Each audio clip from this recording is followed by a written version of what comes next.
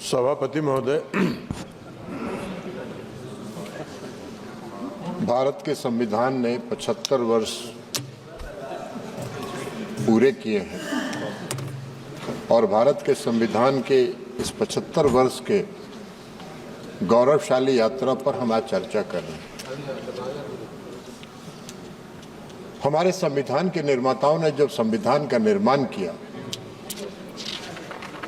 तो उस संविधान में ही संविधान के दो पहलू, एक पहलू तो संविधान का वह है जो इस समाज के सभी वर्गों के लिए सामाजिक और आर्थिक उन्नति का रास्ता प्रशस्त करता है, तो दूसरी तरफ समाज संविधान के साथ छेड़छाड़ करने वालों के लिए भी उसी में प्रावधान है कि उनको कहां जगह मिलेगी।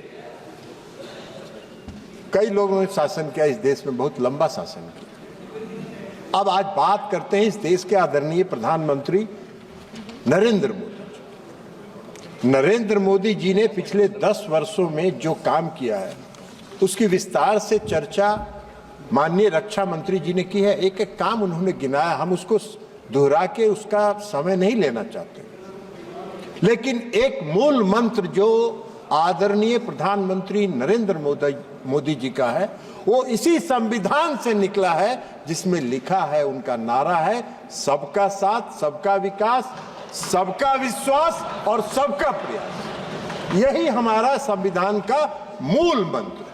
अब इनको कहां से समझ में आएगा ये मूल मंत्र? इतना लंबे समय तक इन्होंने किया और सैकड़ों बार उदाहरण है जब इन्होंने संविधान की धज्जियां उड़ाई, और आज यही कारण है कि संविधान ने उनको वहां बैठा दिया जहां 15 साल से टहल रहे हैं।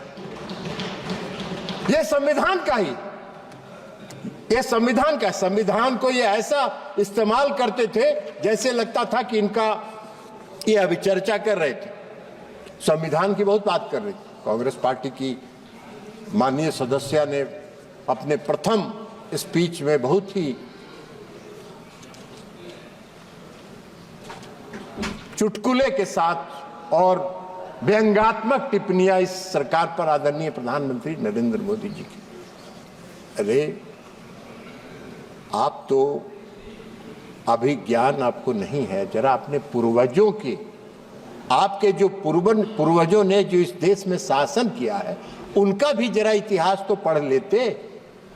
100 चूहा, हम लोग के यहाँ कहावत है, सभापति महोदय आप भी जानते हैं, आपके यहाँ भी उत्तर प्रदेश में कहावत होगा, 100 चूहा खा के बिल्ली चली हज करने के लिए। पूरे शासन काल में आपने संविधान की धज्जी उड़ाई, और संविधान की धज्जी उड़ाने के बाद जो संविधान के भक्षक हैं वो आज संविधान का कॉपी लेके घूम रहे हैं, जैसे लगता है कि कितने बड़े संविधान के रक्षक। संविधान के भक्षक संविधान के रक्षक नहीं हो सकते, और इसलिए आप आज वहां बैठे हैं। आपको संविधान की प्रति लेके घूमने का हक नहीं है, और जब आप संविधान की प्रति लेके घूमते हैं तो इस देश की जनता हंसती है, और आपको कम से कम महाराष्ट्र और हरियाणा के चुनाव से तो कम से कम अभियो सीख लेना चाहिए था। कुछ सुधर जाइएगा तो आगे ठीक रहेगा।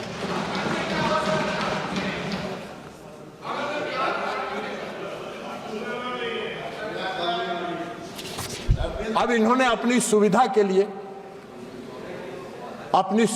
लिए इस देश में संविधान में धारा 356 का प्रावधान है। अब धारा 356 का जब प्रावधान है, और जब संविधान का निर्माण हो रहा था उस समय डॉक्टर भीमराव अंबेडकर ने कहा था कि संविधान में अनुच्छेद 356 को संविधान के मित्र पत्र की संज्ञा उन्होंने दी। मित्र पत्र मतलब इसका इस्तेमाल विशेष परिस्थिति में ही किया जाना चाहिए। इन्होंने कैसे किया? इनका इतिहास है, इन्होंने किया। पंडित जवाहरलाल नेहरू जी ने 7 बार किया 356 धारा का इस्तेमाल। इंदिरा गांधी ने किया 51 बार, 51 टाइम्स धारा 356 का इस्तेमाल। राजीव गांधी जी के शासनकाल में 6 बार इसका इस्तेमाल हुआ। पीवी नरसिंह राव के समय में इसका 11 बार इस्तेमाल हुआ और डॉक्टर मनमोहन सिंह की सरकार में 12 बार हुआ।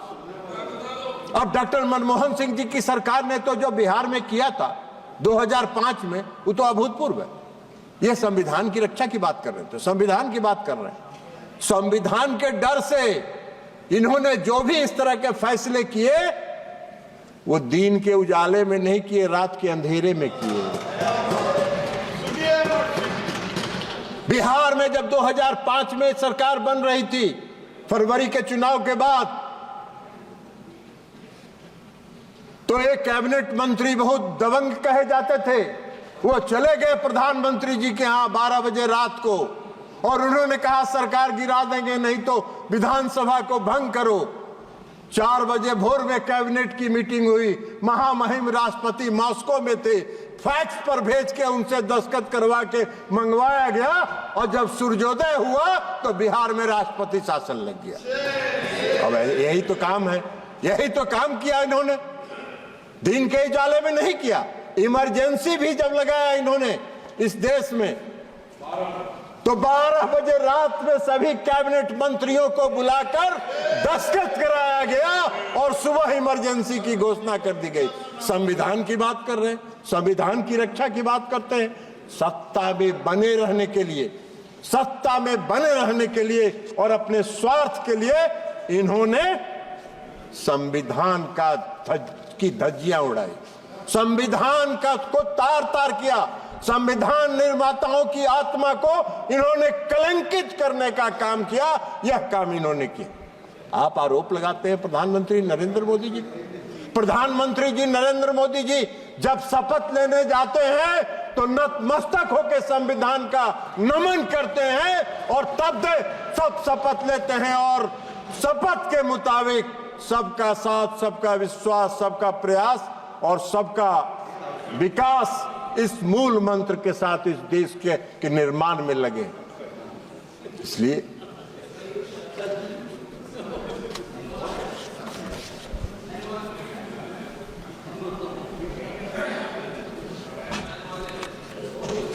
सभापति महोदय, कांग्रेस के लोग चले गए। संविधान से उनको कोई मतलब नहीं है, उनको कोई संविधान से लेना देना नहीं है। आप चेयर को एड्रेस करिए, आप इधर एड्रेस कर, भूल जाइए। महोदय, जब 1975 में इमरजेंसी लगा तो हम सब लोग जेल में थे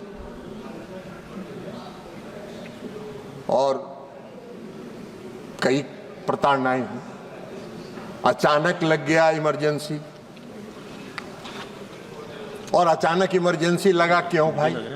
नंबर आपका तो इलाहाबाद हाई कोर्ट ने उस तत्कालीन प्रधानमंत्री के चुनाव को अवैध करार दे दिया था। आपका नंबर आ जाएगा इसके पर, और अवैध करार दे दिया। उनको अपनी गद्दी भी बचानी थी, तो गद्दी बचाने के लिए उन्होंने इस देश में इमरजेंसी लगाया और लाखों लोगों को मीसा में उठा के जेल में बंद कर दिया गया। पूरे देश में कोई छोटा से लेकर बड़ा विरोधी दल का नेता नहीं था जो सड़कों पर घूम सकता था। संविधान की बात कर रहे हैं, संविधान की दुहाई दे रहे हैं, संविधान की प्रति लेके घूम रहे हैं। न्यायपालिका पर प्रतिबंध लगा, मौलिक अधिकार समाप्त कर दिया गया, बोलने पर पाबंदी लगा दी गई, पैनल के लिए मीडिया वालों को जेल भेज दिया गया। संविधान की कई धाराओं को संविधान के 9th शेड्यूल में डाल के कोर्ट को प्रतिबंधित कर दिया गया कि आप उसकी सुनवाई नहीं कर सकते हैं। 6 साल अपना शासन 5 साल के शासन को 6 साल कर लिया उन्होंने, और उसके बाद अगर उनका बस चलता तो आजीवन के लिए अपना कर लेते। ये संविधान के रक्षक हैं और ये संविधान लेके घूम रहे हैं इस देश में। इस देश के लोग तो हंसते हैं ना, अपनी गद्दी बचाने के लिए और अपने स्वार्थ की सिद्धि के लिए इन लोगों ने संविधान का किया। आरक्षण की बात कर रहे हैं। कांग्रेस नकारात्मक प्रचार करके हरियाणा में, महाराष्ट्र में घूम घूम के प्रचार कर रही थी कि नरेंद्र मोदी जी आरक्षण समाप्त कर दें। अरे भाई, नरेंद्र मोदी जी ने तो सब दिन कहा और ताल ठोक के कहा है कि आरक्षण नहीं समाप्त होगा। नरेंद्र मोदी जब तक है तब तक आरक्षण समाप्त नहीं होगा। आप कौन सा नकारात्मक प्रचार कर रहे हैं? आपने क्या किया? आपके पूर्वज ने क्या कहा था? आपके पूर्वज ने क्या कहा था? डॉक्टर अंबेडकर ने कहा है संविधान के निर्माण के समय, आरक्षण बैसाखी नहीं सहारा है। और वह एक सहारा है उन वर्गों के लिए जो दलित हैं, पिछड़े हैं, उनके उन वर्गों के लिए एक सहारा है। जो सहारा आज मिला हुआ है, आप उसको छेड़छाड़ करते हैं। आरक्षण के सवाल पर जब बिगड़ चला तो पंडित जवाहरलाल नेहरू ने 26 मई 1949 में जो संविधान के असेंबली में भाषण दिया और आरक्षण का विरोध किया। 15 अक्टूबर 1947 से पंडित जवाहरलाल नेहरू ने सभी प्रांतीय सरकारों को चिट्ठी लिखना शुरू किया। सभी प्रांतीय सरकारों को लिखा और 27 जून 1961 को लिखे पत्र में उन्होंने कहा है?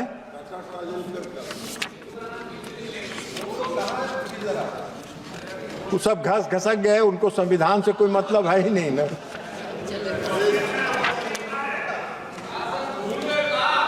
भूल नहीं गए हैं, ठोकने के लिए पंडित नेहरू जी ने लिखा, आदरणीय पंडित नेहरू जी ने लिखा, राजीव रंजन जी कर रहे हैं। मैंने कहा 1961 को उन्होंने जो पत्र लिखा प्रांतीय सरकार को, उसमें लिखा यह सच है कि हम अनुसूचित जाति अनुसूचित जनजाति के लिए की मदद के लिए कुछ नियमों और परंपराओं से बंधे हैं। वे मदद के पात्र हैं, लेकिन फिर भी मैं किसी भी प्रकार के आरक्षण को नापसंद करता हूं। यह नेहरू जी का विचारधारा था, यह नेहरू जी की सोच थी। और ये आरक्षण का सवाल उठा रहे। अभी बोल रही थी माननीय सदस्य कांग्रेस पार्टी की, कई बातों की उन्होंने चर्चा की। आपको याद होगा एक बार सभापति महोदय इनका जो संविधान की धज्जी उड़ाने का एक चर्चा में अभी याद आ गया। 1982 में 1982 में हरियाणा में चुनाव हुआ था और बीजेपी और लोकदल दोनों के गठबंधन से सरकार बनी थी, वहां बननी थी। हम ज्यादा बहुमत में थे। वहां तपासे साहब गवर्नर थे और तपासे साहब गवर्नर ने चौधरी देवीलाल जी नेता चुने गए। उनको कहा कि आप सोमवार को सभी विधायकों को लेके आइए, आपका शपथ ग्रहण कराएंगे। इतवार को संडे को दिल्ली चले आए, यहां से दिशा निर्देश मिला और इतवार को ही उन्होंने कांग्रेस की सरकार का, हरियाणा की सरकार का दिल्ली में शपथ ग्रहण करा दिया गया। यह संविधान के रक्षक है, ये संविधान के रक्षक है। तो इसलिए ये अब अभी चर्चा कर रही थी, बोल रही थी जाति गणना पर। जरा जातीय गणना पर चले गए। विरोधी दल के नेता अखिलेश जी भी यहां नहीं हैं, अखिलेश जी गवाह हैं। INDIA की मीटिंग हो रही थी बंबई में, मैं बेंगलुरु में, सवाल उठा कि जातीय जनगणना पर प्रस्ताव पारित करिए। ये मुंह में टेप लगा के बैठे हुए थे, मुंह में टेप लगा के बैठे हुए थे, मैं भी उसमें था। तो इनकी कथनी और करनी में यही फर्क है। ये अपने राजनीतिक इस्तेमाल के लिए नारा और अपने फायदे के लिए नारा के रूप में इस्तेमाल करते हैं। उनको कभी खुलासा करना चाहिए। हम चुनौती देते हैं। यह प्रस्ताव आया, मुंह में पट्टी बांध के, मुंह में टेप लगा के क्यों खड़े थे, यह आपको बताना चाहिए, यह आपको बताना चाहिए। आप कह रही थी माननीय सदस्य, साहस संविधान ने दिया है। अरे संविधान में तो साहस दिया ही है, और संविधान ने अगर साहस नहीं दिया होता तो हम लोग इमरजेंसी में इतना झेलते कैसे? आपकी प्रताड़ना को हम लोगों ने झेला, तो यह संविधान ने ही ना हमको साहस दिया था। और उस संविधान में हम लोगों ने झेला, तो ये संविधान ने दिया है, लेकिन आपने कभी झेला नहीं है। आप समझती हैं कि सोना का चम्मच लेके हम लोग पैदा हुए हैं इस देश में शासन करने के लिए। देश की जनता ने कहा कि आप विपक्ष में बैठने के लायक हो, वहीं बैठते रहो, वहीं आनंद करते रहो। मोदी जी तीसरी बार आए हैं, चौथी बार आएंगे, आपका नामो निशान कुछ दिन में समाप्त हो जाएगा। अभी हुआ है ना, अभी हरियाणा में, महाराष्ट्र में और जम्मू एंड कश्मीर में क्या आपका असर हुआ? कांग्रेस पार्टी का क्या असर हुआ? कांग्रेस पार्टी जम्मू एंड कश्मीर में समाप्ति की ओर है। कुछ पीडीपी का 6 सीटें मिली है, और महाराष्ट्र में तो आप ही सबसे नीचे हैं। तो आपका ये हस्र हो रहा है, तो आपका हस्र आगे भी यह होता रहेगा, लेकिन अभी भी सुधर जाइए और संविधान का प्रति लेके मत घूमिए।